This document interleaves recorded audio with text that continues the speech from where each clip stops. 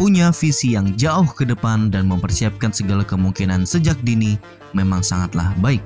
Apalagi rencana tersebut dilakukan ketika negara memang memiliki kemampuan yang mumpuni di kala itu. Tapi apa yang dialami oleh negara tetangga kita memang benar-benar prihatin. Setelah beberapa waktu lalu dikabarkan dilanda masalah keuangan dan sulitnya ekonomi akibat pandemik, membuat proyek kapal Maharaja Lela mandek alias stuck di galangan. Alasan yang paling besar dalam proyek ini adalah masalah keuangan.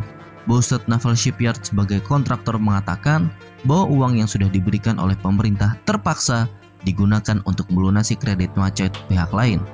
Meski begitu, saat ini pihak Kementerian Pertahanan Malaysia berusaha menyelesaikan permasalahan dan menghidupkan kembali proyek kapal Littoral Combat Ship yang bernilai 29,6 triliun ini.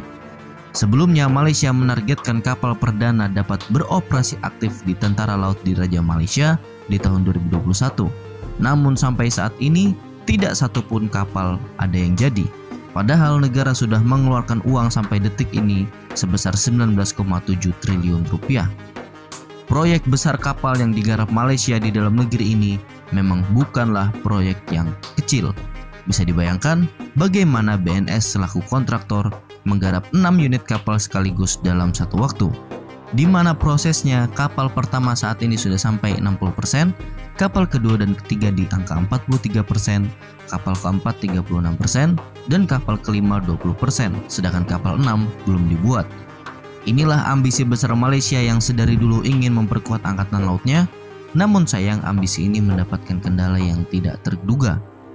Dalam keadaan seperti ini, untungnya BNS menerangkan peralatan kapal yang disimpan di dalam gudang masih dapat digunakan alias tidak usang. Namun pihaknya juga mengatakan ada beberapa peralatan yang memang sudah usang namun tidak benar-benar usang. Kami melansir berita ini dari The Star. Di sisi lain, Ketua Komite Akun Publik Wong Kah Wo mengatakan bahwa 15% peralatan yang disimpan di gudang memang benar-benar sudah usang. Kapal Maharaja Lela sejatinya adalah kapal kelas korvet dari Gowin Class dengan bobot sekitar 2.500 ton. Namun Malaysia memodifikasinya agar menjadi setara fregat dengan bobot 3.100 ton. Di tahun 2015 disepakati kontrak pembangunan kapal ini dengan Naval Group senilai 2,8 miliar dolar dengan 446 juta dolar per unitnya. Ini hanyalah badan kapal alias masih kosongan.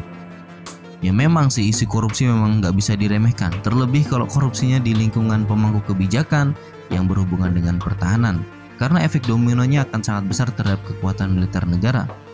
Sebelumnya, kapal ini juga sempat ditawarkan ke Indonesia pada tahun 2017, di mana kapal ini akan mengisi jajaran korvet TNI Angkatan Laut dengan berat 2.500 ton plus kemampuan steel. Namun TNI menolaknya. Ya semoga Arrowhead nanti jauh ya kan dari kabar-kabar korupsi ini. Nah, bagaimana menurut kalian menanggapi berita ini? Silahkan komentar kalian di bawah.